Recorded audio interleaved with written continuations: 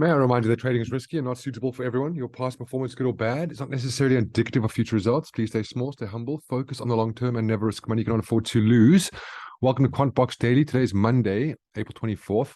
I'm doing a New York session today, and reason for that is because there's a couple of things I've been waiting for since London.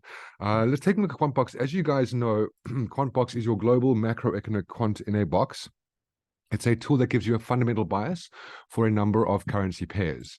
Now, what we've been paying attention to recently is while looking at the dollar pairs, we've been paying very careful attention to the seasonality on the yens, okay? Because we know that seasonally, we should see yen strength during the month of April and going into May. Now, of course, as we see ourselves right now on April 24th, we haven't had any confirmation of that taking place just yet. However, we continue to pay attention to the possibility of that happening. Here is your Aussie yen. As you can see here, price came off the monthly M3 last week. We spoke about that. However, we've broken support, but support has not become resistance.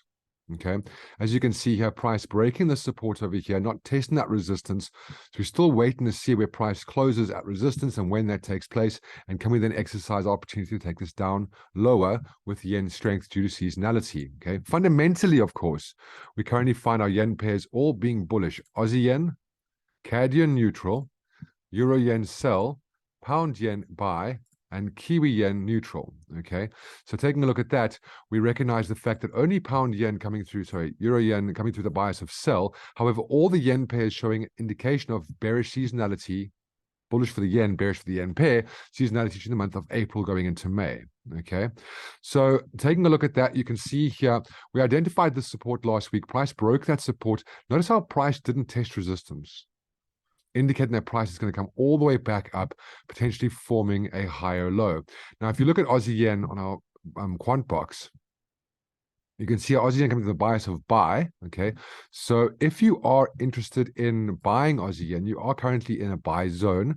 However, I want to follow seasonality on these yen pairs. Okay, you can see here M15 chart not showing any kind of higher highs, higher lows. Very much sort of sideways at the moment. You can see that from the daily time frame, and price coming down and closing at the support, not great for the indication of the yen pairs going down lower. Okay, so what I'm looking for is I'm looking for price to close at resistance. That's basically it. Price breaks out of support, price closes at resistance, and then we can make that lower high and take price down for a lower low. The problem is it does not look like that's taking place. Okay, it does not look like price is indicating any kind of indication or giving any kind of indication that these yen pairs are going to go lower down. Taking a look at the rest of the yen pairs, so that's Aussie yen, CAD yen coming through over here. You can see also we drew this last week. Price never ever touched the bottom of that range as it broke out. Price now coming off the weekly M2, but I'm still going to follow seasonality on these yen pairs. I'm looking for price to close at role reversal resistance. Okay. Taking a look at the rest of the yen pairs. Let's continue. Euro yen. You can see they're coming up top of that range. Fantastic. But not getting any break of support. You can see here price breaks the support over there. But price comes down to support before closing at resistance and coming up now. What you're going to pay attention to, though, is that price is now coming up to profit-taking zones, okay? And that's what I've been waiting for today. Because Euro Yen's got a bias of sell and we got seasonality on our side, I was looking to see if price was going to close at this profit-taking zone at New York. You can see we haven't had that happen yet. However, we've got a monthly target coming up. We've got a weekly target coming up. There might be an opportunity to exercise our bias there. Now, what you can do is you can wait for price to break support in the H4 time frame and for that support to become resistance. Or alternatively, what you could do, and also a daily target as well, what you could do is you could take a look at your M15 time frame and look for the lower low, lower high on there, and then just verify that downstream. Okay, taking a look at the pound yen. I remember a lot of these yen pairs are not coming with biases of sell. Some are neutral, some are buy. Euro yen, the only one that's indicating an overall sentiment of sell, but seasonality could potentially be on our side as we go into May. And I'd rather focus on that. So you can see here, price breaking that support, not becoming resistance. This over here, price closing at that resistance over there. What's interesting about that is that if you look at an M15 time frame, you never got any lower lows and lower highs. Okay, so we've had no reason to sell that just yet. We're paying attention to price coming up to this level over here. I was wanting to see if that would happen by New York. It hasn't happened, but pay attention to that level over there and then verify that down the line. In terms of the rest of our pairs, you can see here from a dollar perspective, we got overall bias of sell on the euro dollar, matching your euro yen. Taking a look at your euro dollar, you can see here nothing indicating sell just yet. You're looking for lower lows and lower highs, okay? Nothing indicating that just yet. Going back to our dollar pairs over here, pound dollar coming through neutral, USD CAD coming through the buy.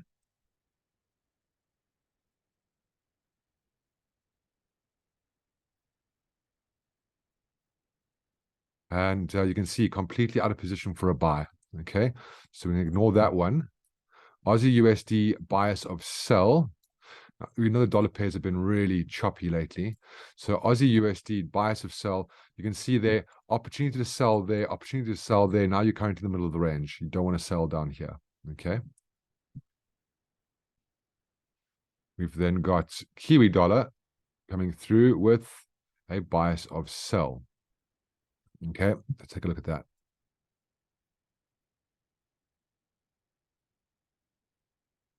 Okay.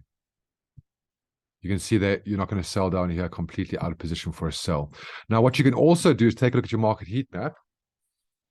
And you can see these are your pairs that are currently most bullish. These are the pairs that are currently most bearish. And what you're looking to do here is you're saying, if currency pairs have gone up, but their bias is bearish, can you look for opportunity to sell? Now, you can see all your yen pairs currently up. Okay, and again, I'm looking for bearishness on yen pairs because of seasonality. We've gone through those yen pairs. In terms of your bearish pairs, you can see all your bearish pairs currently coming through Swissy. Let's look at the Swissy pairs for a second. So Swissy pairs coming through the bias of Euro Swissy, bias of neutral, Pound Swissy, bias of neutral, Aussie Swissy, bias of neutral, Kiwi Swissy, bias of sell, and CAD Swissy, bias of swell. Let's take a look at those. So we can see here your Aussie Swissy, bias of neutral. So really the only Swiss franc pairs you're looking to trade would be Kiwi Swissy and CAD Swissy.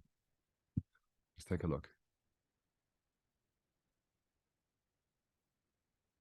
You can see they're all the way down below the profit-taking zone. You can't do anything with that. And then CAD Swissy, you can't do anything with that. Okay, cool. Now, what I'm going to be doing with QuantBox is because of the fact that a lot of the times signals come through at times of day when we're not meeting up, for example, usually London, I'm going to be doing a QuantBox session 3 times a day going forward. There'll be one for London, one for New York, and one for Asia. And these QuantBox sessions will take place at the close of the bias candle for that market open on the H4 timeframe.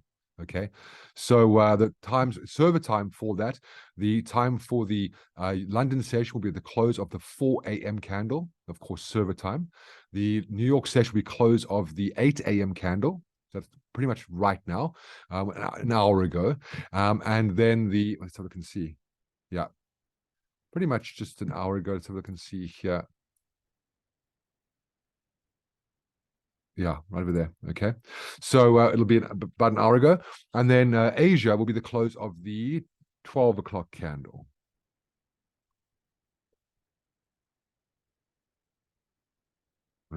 Sorry, the 8 o'clock candle, 8 p.m. candle. Okay.